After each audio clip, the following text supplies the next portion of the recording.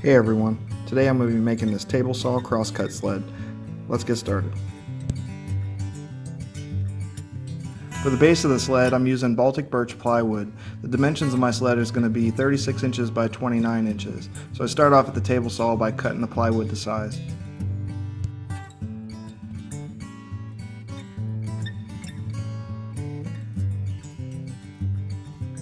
For the runners, any good hardwood would do. I'm using oak here, quarter sawn, as it's the most stable wood that I had on hand.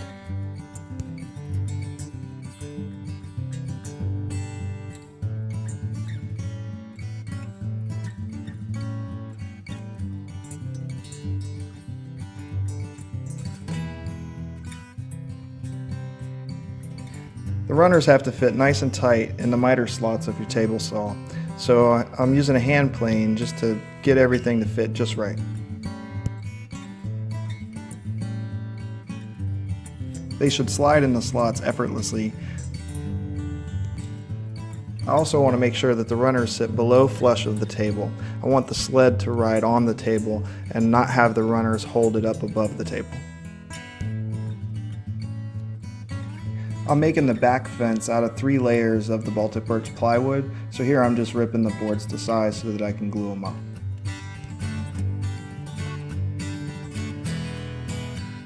Now I can glue up the 3 pieces to make an 1.5 inch thick back fence.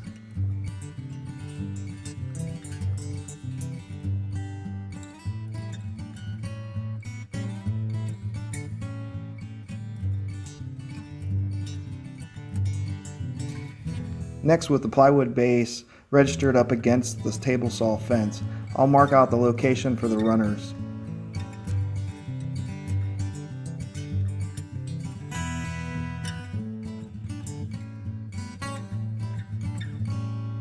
The runners will be held in place with screws. I'm not going to use any glue. This way, if down the road they wear out, I can replace them with some new ones.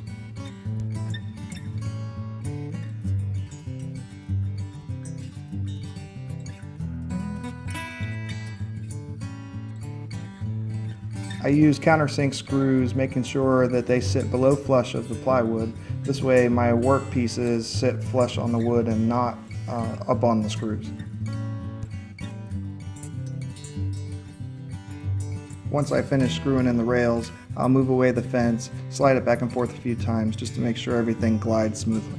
Originally I was going to use 3 layers of plywood glued together for both the front and the back fence, but after glue up there was a slight twist in it and I didn't feel comfortable using it for the front fence, so I'll use a piece of oak instead. I'll finish truing up this oak at the planer. Once the plywood's had some time to dry, I'll run it through the joiner and then square it up at the table saw. This will get any glue squeeze out off of the board. Then I can cut it to its final length. The fences need to be tall enough in the center so that they can accept the saw kerf without cutting it in half, but need to be low enough everywhere else that I can reach the workpiece. So I'll use the bandsaw to cut away everything but the center height down to a couple inches, and then I'll use my sander just to clean everything up.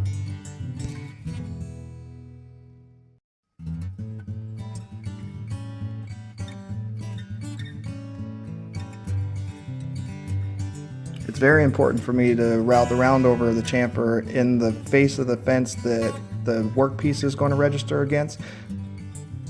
This will give sawdust and wood chips a place to go so that your workpiece can register flat up against the fence. Next, I'll position the base on the table saw, run the blade up through and cut almost all the way to the front. I don't want to go all the way through at this point. Now it's time to install the front fence. I'm going to put 1 screw on each side of the fence. This will position things in a way that I can start to square the fence up to the saw blade. Like on the runners, I'm only using screws and no glue here. I'm using my framing square against the table saw blade raised up to position the fence so that I can put the second screw in. I'll use a clamp to get everything in place once I get everything lined up. One note here is to make sure that your framing square is not touching one of the teeth of the blade, that it's touching the body of the blade only, This will ensure that your fence is square to the blade.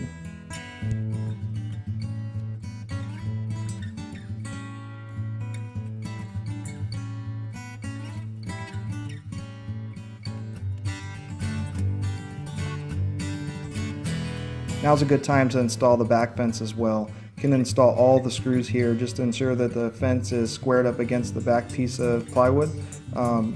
It doesn't have to be perfect because you're not going to register any wood against this, so close is close enough. I'm using what's called the 5-cut method to make sure that the fence is square to the table saw blade. I did not invent this method. There's a few videos on YouTube showing how to do it. It probably explains it way better than I can, but I'll give it a shot anyways. I took a 20-inch square piece of plywood and ripped down the first edge. Then I rotated it 90 degrees, cut the next edge, and repeated that for all 4 sides. Then I cut a 1-inch strip off the original first side.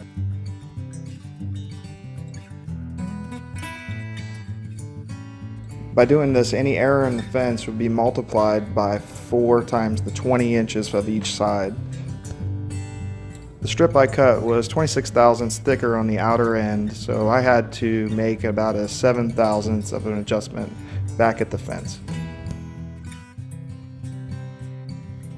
To fix this error, I clamped a block up against the fence and grabbed a sheet of paper, which is about 4 thousandths thick, folded it in half, and loosened that screw and moved the fence away, inserted the piece of paper, pushed it back into place, screwed in a new screw in a new location, and tightened everything up.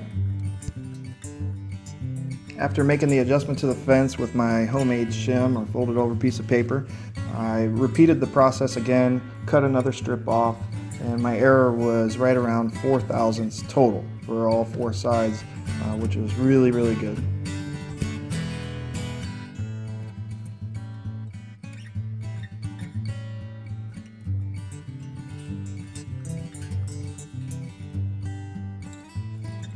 Once I knew that the fence was square to the blade, then I can go back and install screws along the fence, making sure to stay away from the saw blade, of course.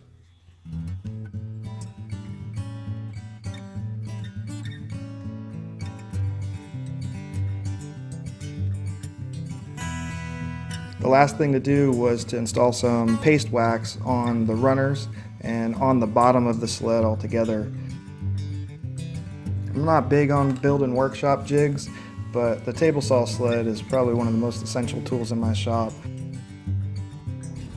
Thanks for watching, and don't forget to hit that subscribe button.